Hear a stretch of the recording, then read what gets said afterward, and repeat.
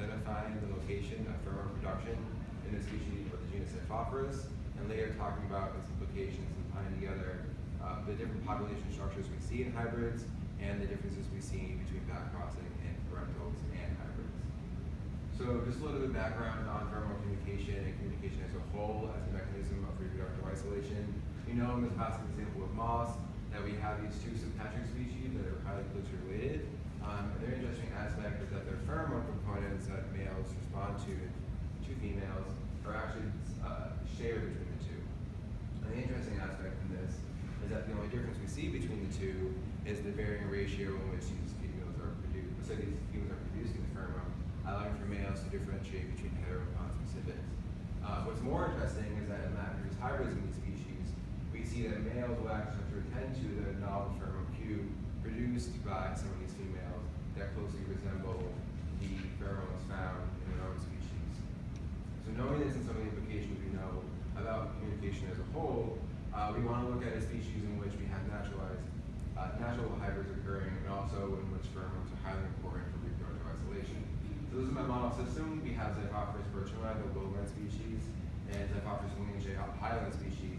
And we know where there's areas in which they overlap, we have these resulting hybrids, and this introduction of male phenotypes, which are really important for some of the visual cues in which females attend to the resulting mate choice. However, one of the things we do not know about is how the pheromone in these hybrids is actually being produced, and lastly, the implications for which parentals might be choosing backcross to hybrids. And so as I mentioned, one of the important features in some of the mate choice females do attend to all these visual cues. So even though the males are very different than the children in the last slide, lingeae is a sorted male, and birchoni is very different with a large dorsal fin, females will attend to all these visual cues. However, when you present a female like heterospecific with a conspecific cue in the visual aspect and then conflate that with the pheromonal cue, she will still attend to the pheromonal cue, highlighting the really important role that they are choosing mates based on this pheromonal aspect in which they're receiving information about hetero and conspecifics. Now, one way we can address this and confirm that females are attending to cues in males is we have this previous method of having males produce pheromone cue in a sort of mixture of, or broth, as we call it, in which males will pour females in a tank adjacent to them, and then we can extract that water and use these psychotic trace tests.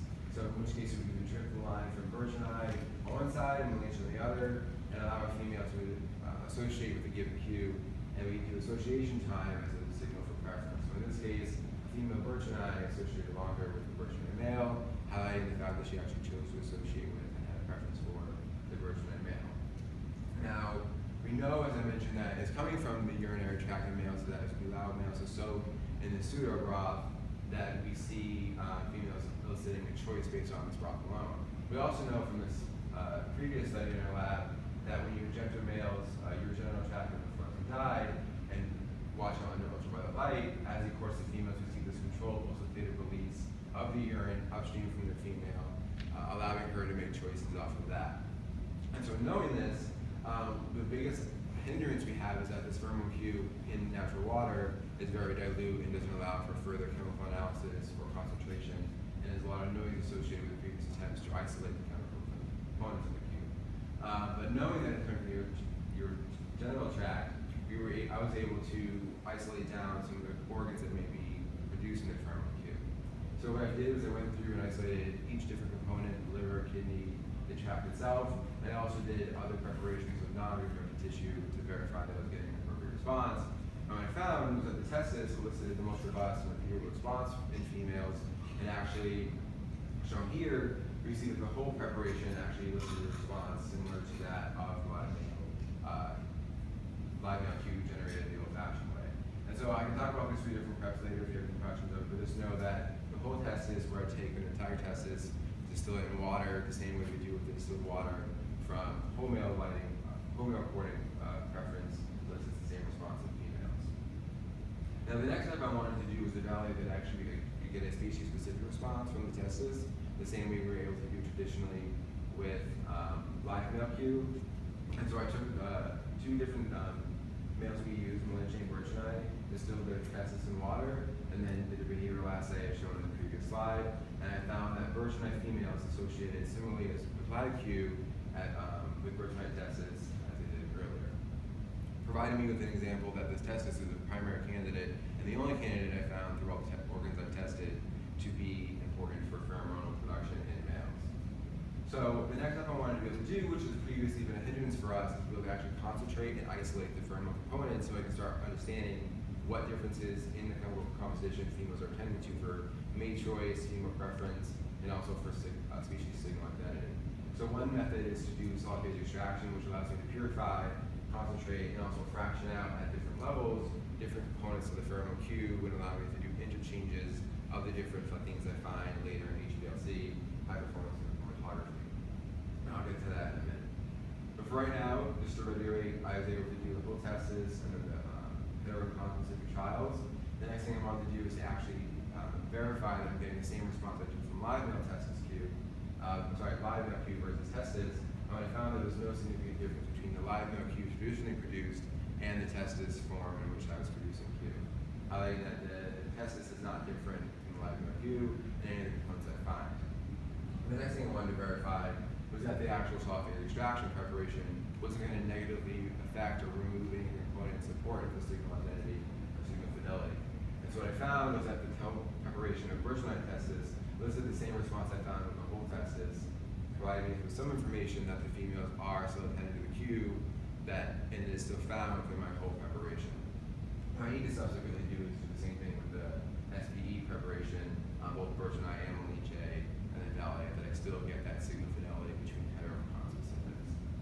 Now, what this allows me to do, though, in the meantime, as we move forward, to start looking at some of the differences by using liquid chromatography and getting a readout of the chemical composition in the actual pheromone Q. So I can look for differences in chemical content, just straight up differences between components found between the two different species. And lastly, in something like the example Moss provided earlier, just different ratios in which we find the chemical composition in the pheromone Q. I will validate all the chemicals I find, or the different peaks I find in my HPLC readout with the bioassays, as I mentioned before, validating that females are responding to the fractions I find in my HPLC readout. And lastly, to use EOG, electrophorectograms, to actually make sure that they're biologically relevant to females and that they're actually at the neural level able to respond to these components that I found in my pheromone readout. So what I'm showing you here is some preliminary data I have on the HPLC readouts from the male testis. These are Xiphophorus Malinche and Xiphophorus Birchni on the bottom. These two peaks are my internal standards showing the similarity in detention times between the whole testis preparation. This is from 4 pooled testis, because as we normally do male trials, we have 4 males. And lastly, this is 2 replicates per species. And so what you see here is we have some very similar results from both of them. However, we see these really key different distinctions between the two species in that component A and component B are not found in Malinche, and this is shown in repeated replicates that you're not seeing these components interchange between the two species. So this is just some preliminary information to me, pointing out some of the differences found in the HPLC readouts in just the chemical composition between the two species, which may be really important for how they actually able to identify each other in later behavioral assays. And also just to validate the efficacy of this, is that I took 2 different populations of the Birchni we have and ran the samples against each other. And as you can see, this might be a little hard to distinguish, but the purple and the red line are both from 2 different populations, but there's not any differences. And lastly, the fragment pattern I mentioned earlier, where I'm able to section out based on fragmentation and solid phase extraction, shows the same pattern. I apologize, my copy and paste skills aren't up to speed, but essentially this is exactly the same here, just the gap is from lack of effort. But just know that in this thing, I don't see any differences between populations, and that the fraction pattern shows the same thing, highlighting the replication that I've been able to do with these procedures. And also, one way I'm able to distinguish between important peaks versus non-important peaks is in mass spec coupled with the liquid chromatography I'm using, so the mass spectrometry, which allows for fragmentation of the components based on their ion and mass, so their ion charge and the mass. And this allows me to look for peaks that are relevant to the actual readout. So in this peak here, before, which is shared between the 2 species, I have a very isolated component. And in component A here, we see that there's a little bit of noise associated with it, but it's allowed me to do is to go into databases and look in the literature to find similar fraction patterns and identify the components. Although these are not probably novel organic compounds, there are methods to couple more specific mass spec readouts to find, or at least identify the chemical level, what these things are comprised of, to highlight what they might be in our system. And so this is lastly just showing that I'm able to preferentially distinguish between important peaks and non-important peaks based off the fact that this might be the look like a peak, and some of these other components that I haven't highlighted might look like a peak, but they just show the normal noise associated with the mobile phase in the background. And so what I've also done is I wanted to make sure I was getting a good picture of what the entire, or this isn't the entire genus, but other species in the genus, and then did birch vitamin genus as shown here, and then Helleri, which is a little closer to the southern swordtail, and Varius, which is the platyfish. And we see these similarities between the Q. All of these different species show component 1. Helleri is absent of component 2, and we see all these differences between the two. However, what's really most noticeable is that within this relationship between the species, we see these really similar striking patterns, and that we might be seeing component 1 being the general cyclophorus signal component, and these subtle differences allow species at the olfactory level to distinguish between each other and allow for species identification. So the main things I mentioned earlier, my hopes and my attempt is to understand how species are isolated between each other in these pheromone olfactory modality, but then lastly to understand our population structures and how they're mediated by this. So we have structured populations in which we're not seeing any interchange of mating anymore, and we have hybrid swarms in which we have mating occurring just at mixome. And what will be most interesting to see is in populations where we have these hybrids occurring, that you're not seeing any correlation between pheromone structure in hybrids, but in populations that are structured, you're seeing a very niche, very Bertrand-like structure, allowing for reproductive isolation at the olfactory modality. And so conclusions to wrap up, I've shown that the pheromone is most likely produced in this test phase based on the behavioral data I have and female's response and my visualizations of that. My extraction process does not negatively affect the pheromone unit in any way. I haven't been able to talk about it today, but I'm also going to be looking at some of the mate preference novelties we find in our fish, and things like male condition and social context. If you have any question about that, I'm more than happy to answer that, but those are also what I'll be looking at. And then lastly, looking at the correlation between population structure, hybrid index,